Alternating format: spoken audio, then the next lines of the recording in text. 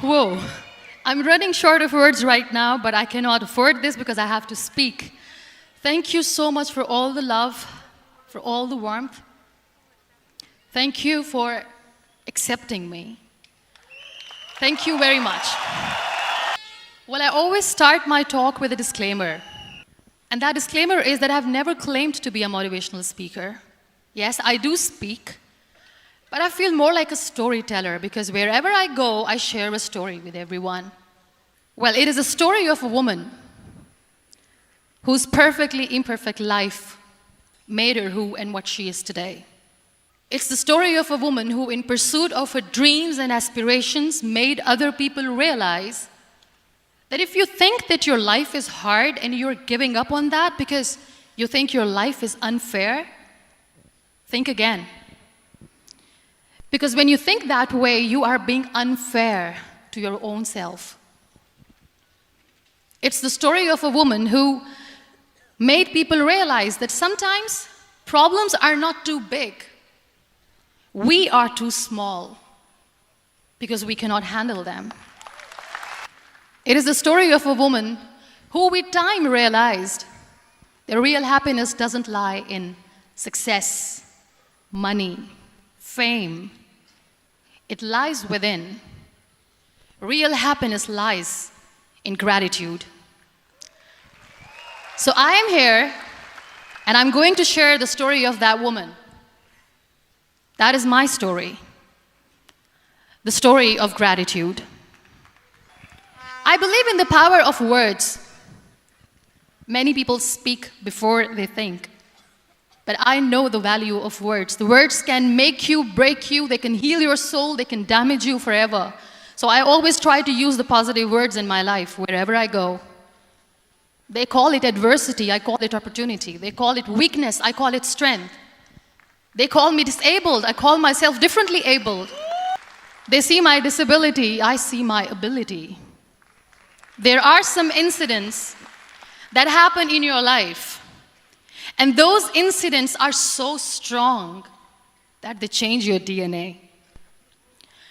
Those incidents or accidents are so strong that they break you physically. They deform your body, but they transform your soul. Those incidents break you, deform you, but they mold you into the best version of you. And the same thing happened to me. And I'm going to share what exactly happened to me. I was 18 years old when I got married. And this thing I'm sharing for the very first time on an international level. I was 18 years old when I got married. I belonged to a very conservative family, a Baloch family, where good daughters never say no to their parents. My father wanted me to get married. And all I said was, if that makes you happy, I'll say yes. And of course, it was never a happy marriage. Just about after 2 years of getting married, about 9 years ago, I met a car accident. Somehow my husband fell asleep and the car fell in the ditch. He managed to jump out, saved himself. I'm happy for him. But I stayed inside the car and I sustained a lot of injuries. The list is a bit long. Don't get scared. I'm perfectly fine now. Radius ulna of my right arm were fractured. The wrist was fractured. Shoulder bone and collarbone were fractured. My whole rib cage got fractured. And because of the rib cage injury, lungs and liver were badly injured. I couldn't breathe. I lost urinary bowel control. That's why I have to wear the bag wherever I go. But that injury that changed me and my life completely as a person and my perception towards living my life was the spine injury. 3 vertebrae of my backbone were completely crushed, and I got paralyzed for the rest of my life. So this accident took place in a far-flung area in the outskirts of a very small province, Balochistan, where there was no first aid, no hospital, no ambulance. I was in the middle of nowhere in that toppled car. Many people came to rescue. They gave me CPR. They dragged me out of the car. And while they were dragging me out, I got the complete transection of my spinal cord. And now there was this debate going on, should we keep it here? She's going to die, where should we go? There is no ambulance. There was this four-wheeler Jeep standing in the corner of the street. They said, put her in the back of the Jeep and take her to the hospital, which is 3 hours away from this place. And I still remember that bumpy ride. I was all broken. They threw me at the back of the Jeep and they rushed me to the hospital. That is where I realized that my half body was fractured and half was paralyzed. I finally ended up in a hospital where I stayed for 2.5 months. I underwent multiple surgeries. Doctors have put a lot of titanium in my arm. There's a lot of titanium at my back to fix my back. That's why people in Pakistan call me the Iron Lady of Pakistan. Sometimes I wonder how easy it is for me to describe all this all over again.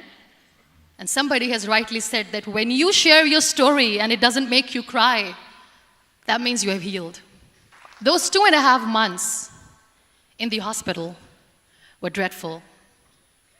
I will not make up stories just to inspire you. I was at the verge of despair. One day, doctor came to me and he said, well, I heard that you wanted to be an artist, but you ended up being a housewife. I have a bad news for you. You won't be able to paint again because your wrist and your arm are so deformed, you won't be able to hold a pen again. And I stayed quiet. Next day, doctor came to me and said, your spine injury is so bad, you won't be able to walk again. I took a deep breath and I said, it's all right. The very next day, doctor came to me and said, because of your spine injury and the fixation that you have in your back, you won't be able to give birth to a child again. That day, I was devastated. I still remember, I asked my mother, why me? And that is where I started to question my existence. Why am I even alive? What's the point of living? I cannot walk, I cannot paint, fine, I cannot be a mother. And we have this thing in our heads, being women, that we are incomplete without having children. I am going to be an incomplete woman for the rest of my life. What's the point? People are scared. They think I will get divorced. What is going to happen to me? Why me? Why am I alive? We all try to chase this tunnel. We all do this because we see light in the end of the tunnel, which keeps us going. My dear friends, in my situation, there was a tunnel that I had to roll on, but there was no light. And that is where I realized that the words have the power to heal the soul. My mother said to me, this too shall pass. God has a greater plan for you. I don't know what it is, but He surely has. And in all that distress and grief, somehow or the other, those words were so magical that they kept me going. I was trying to put that smile on my face all the time, was hiding. It was so hard to hide the pain, which was there. But all I knew was that if I will give up, my mother and my brothers will give up too. I cannot see them crying with me. So what kept me going was, one day I asked my brothers, I know I have a deformed hand, but I'm tired of looking at these white walls in the hospital and wearing these white scrubs. I'm getting tired of this. I want to add more colors to my life. I want to do something. Bring me some colors. Bring me some small canvas. I want to paint. So the very first painting I made was on my deathbed, where I painted for the very first time.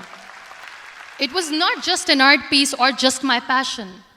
It was my therapy. What an amazing therapy it was. Without uttering a single word, I could paint my heart out. I could share my story. People used to come and say, what lovely painting, so much color. Nobody could see the grief in it. Only I could. So that's how I spent 2.5 months in my hospital, crying, never complaining or whining, but painting. And then I was discharged, and I went back home. And I went back home, and I realized that I have developed a lot of pressure ulcers on my back and on my hip bone. I was unable to sit. There were a lot of infections in my body, a lot of allergies. So doctors wanted me to lie down on the bed straight for not 6 months, for not 1 year, for 2 years. I was bedridden, confined in that one room, looking outside the window, listening to the birds chirping, and thinking maybe there will be a time when we'll be going out with the family and enjoying the nature. That was the time where I realized how lucky people are, but they don't realize. That is the time where I realized that the day I'm going to share this pain with everyone to make them realize how blessed they are, and they don't even consider them lucky. There are always turning points in your life. There was a rebirth day that I celebrated. After 2 years and 2.5 months, when I was able to sit on a wheelchair, that was the day when I had the rebirth. I was a completely different person. I still remember the day I sat on the wheelchair for the first time, knowing that I'm never going to leave this, knowing that I won't be able to walk for the rest of my life. I saw myself in the mirror, and I talked to myself. And I still remember what I said. I cannot wait for a miracle to come and make me walk. I cannot sit in the corner of the room crying, cribbing, and begging for mercy because nobody has time. So I have to accept myself the way I am. The sooner, the better. So I applied the lip color for the first time. And I erased it. And I cried. And I said, what am I doing? A person on a wheelchair should not do this. What will people say? Clean it up. Put it again. This time I put it for myself because I wanted to feel perfect from within. And that day I decided that I'm going to live life for myself. I am not going to be that perfect person for someone. I am just going to take this moment and I will make it perfect for myself. And you know how it all began? That day I decided that I'm going to fight my fears. We all have fears. Fear of unknown. Fear of known, fear of losing people, fear of losing health, money. We want to excel in career, we want to become famous, we want to get money. We are scared all the time. So I wrote down one by one all those fears, and I decided that I'm going to overcome these fears one at a time. You know what was my biggest fear? Divorce. I couldn't stand this word.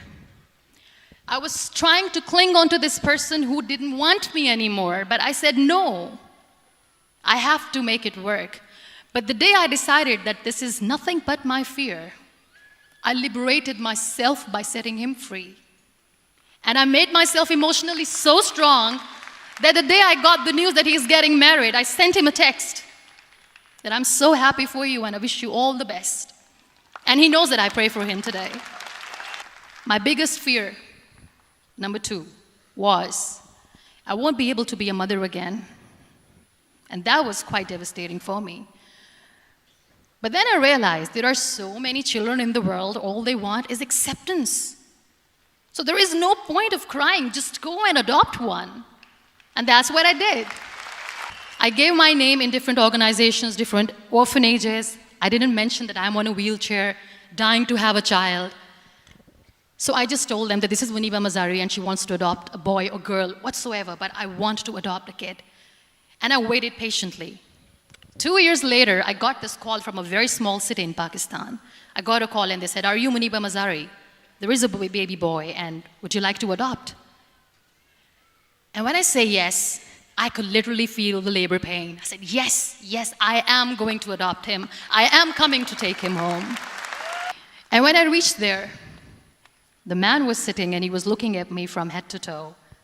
And in back of my head, I kept thinking that, oh my God, he's going to say she's on the wheelchair, she doesn't deserve it.